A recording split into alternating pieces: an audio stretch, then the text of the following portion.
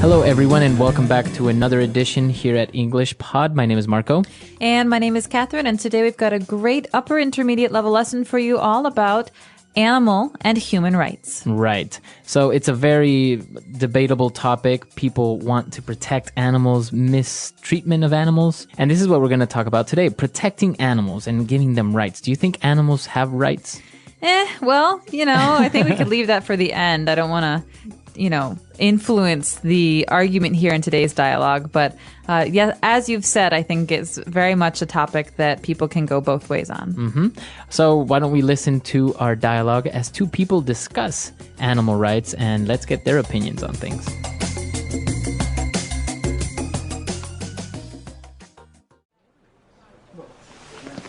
You should have seen the TV show that was on last night. The topic it covered was really interesting. Animal rights. Do you really believe in that? If they're going to focus on something, they should do it on civil rights. Yes, but we can't deny that animals are vulnerable, defenseless, and are completely at the mercy of human beings. I understand your point, but we continue to have transgressions against human rights. If so much attention weren't devoted to the topic of animals, we would then concentrate more on saving a human being instead of protecting a koala.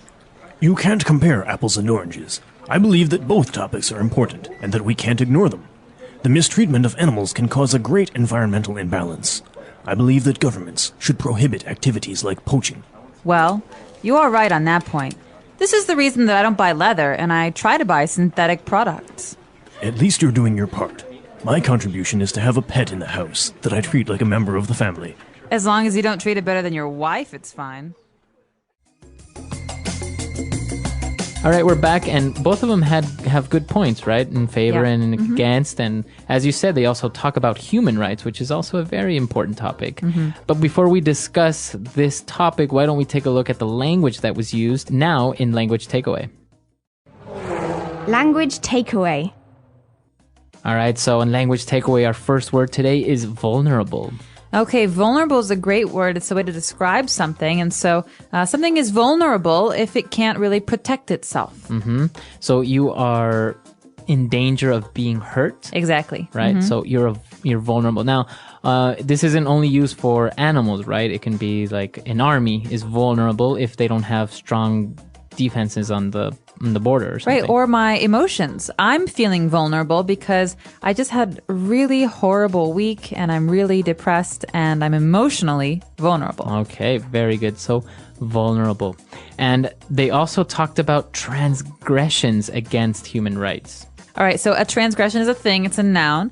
And transgression is like doing something harmful to or against someone or something. So a transgression, it's a noun. So is it doing something in a bad way? Or exactly. It's a bad thing. It's always negative. You can't. Exactly. It's not positive, right? Right. And so in many prayers, for example, in the Christian faith, you say, Lord, forgive me for my transgressions, for having kind of crossed the line from doing good things to bad things. So you're doing bad things. Very good. So that's a good way of putting it, to cross the line, to kind of go beyond where you should.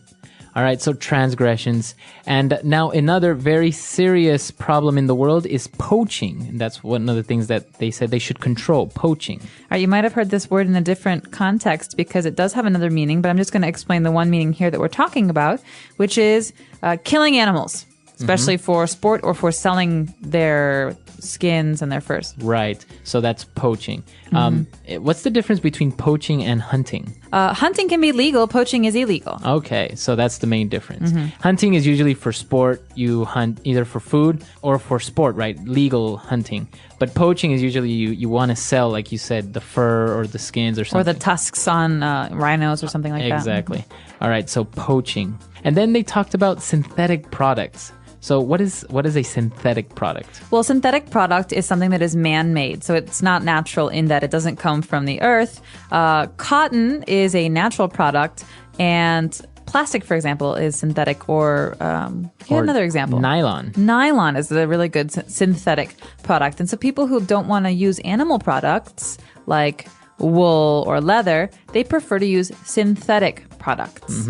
And I think maybe you've heard this in clothing. It's called synthetic fibers, right? Like nylon or polyester. Exactly. These are all the words that we have for language takeaway today. So why don't we move on now to a couple of very interesting phrases that we saw in the dialogue. Now in Fluency Builder. Fluency Builder.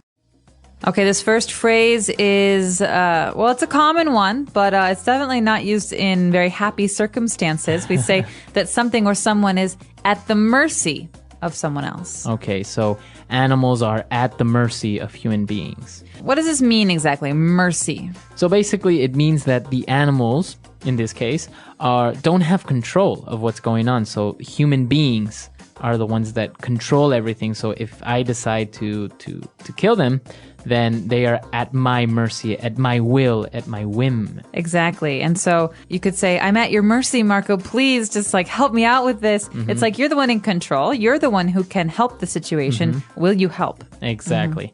I'm at the mercy of someone. And then they were talking and debating this thing, and an interesting comparison came up.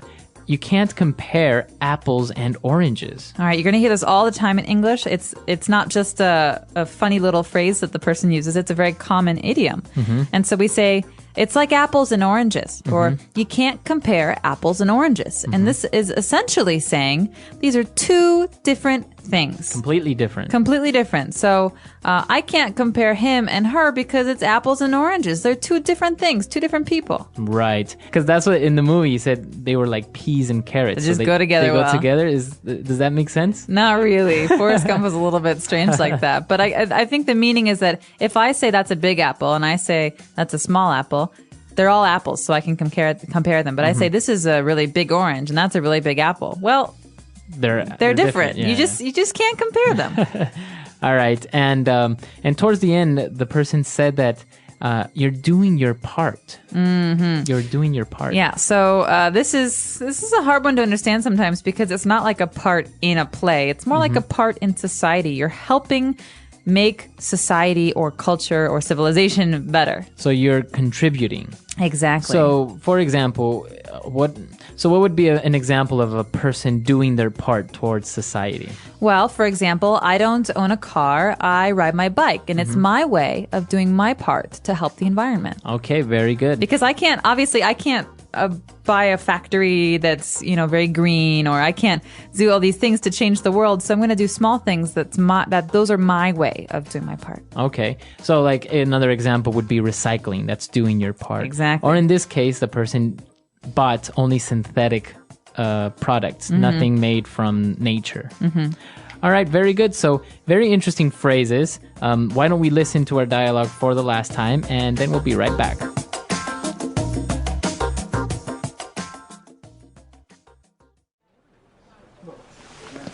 You should have seen the TV show that was on last night. The topic it covered was really interesting. Animal rights. Do you really believe in that? If they're going to focus on something, they should do it on civil rights. Yes, but we can't deny that animals are vulnerable, defenseless, and are completely at the mercy of human beings. I understand your point, but we continue to have transgressions against human rights. If so much attention weren't devoted to the topic of animals, we would then concentrate more on saving a human being instead of protecting a koala. You can't compare apples and oranges. I believe that both topics are important, and that we can't ignore them. The mistreatment of animals can cause a great environmental imbalance.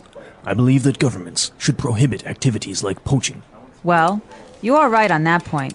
This is the reason that I don't buy leather, and I try to buy synthetic products. At least you're doing your part. My contribution is to have a pet in the house that I treat like a member of the family. As long as you don't treat it better than your wife, it's fine. All right, so a debatable topic, animals and animal rights. What do you think? Well, I'll say this. I would be a hypocrite if I said that it's bad to hurt animals because I'm a meat eater. I like to eat meat and I like to wear leather. But I do think it's bad to mistreat animals. So I try to buy free-range chicken or meat from places I know that treat the animals well. And I definitely disagree with poaching and with using animals, especially endangered animals, for money and cash purposes. And so that's my position. But what's yours? I mean, I know you eat meat too. No, yeah, of course. And I think even though protection of animals is a very important topic and you don't want the mistreatment of these little creatures that are very vulnerable to us because we're smarter than them in the end. But I think also it has to do a lot with superstition sometimes and kind of mystical and magical things. For example, people killing rhinos because they believe that the rhino horn has amazing curing properties, or, you know, or the same thing with elephant tusks and stuff like that. So it also it involves this certain aspect that people almost don't know any better. They truly believe that these things actually work, or that they will help them. So they don't consider the like in the dialogue said, the imbalance that they create in the environment, or the consequences. Or there might be some very serious evolutionary consequences that we cannot even imagine. And so, you know, things change kind of over time, sometimes quickly and sometimes slowly. But if we force change really quickly, who knows what the results are going to be? It might be really negative for us. Exactly. And that's what we want to know now. What do you think about these topics? Because in the end, the environment, animals, they're all connected. If you wipe out all the foxes in a forest, then you're going to have you're going to have too many snakes running around, right? Yeah. So what do you think? Come to englishpod.com and where you can leave all your questions, comments, or suggestions, and we're always there to help out. So we hope to see you there. And until next time, everyone, goodbye. Bye.